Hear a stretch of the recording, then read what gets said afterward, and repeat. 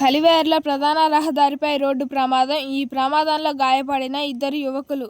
భద్రాద్రి కొత్తగూడెం జిల్లా చర్ల మండలం కలివేరు ప్రధాన రహదారిపై రోడ్డు ప్రమాదం చోటు చేసుకుంది. తిరువూరు దగ్గర గంపలగూడెం గ్రామానికి చెందిన గోసు ఉదయ్ కిరణ్ పెద్దిపల్లి గ్రామంలో గత కొంతకాలంగా బీపీఎంగా విధులు నిర్వహిస్తున్నాడు.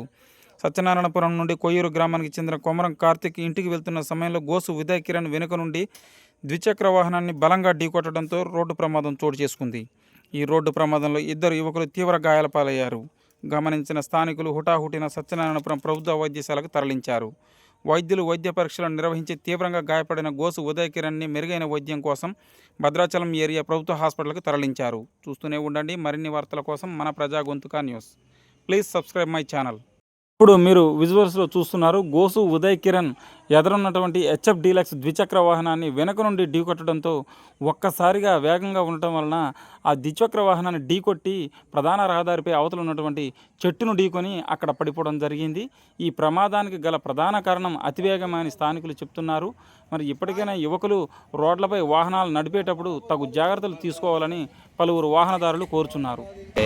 కొయ్యూరు గ్రామం సత్యనారాయణపురం నుంచి కొయ్యూరు వెళ్తుండగా వెనక నుంచి కల్చర్ అనేది నాకు ఢీ కొట్టింది.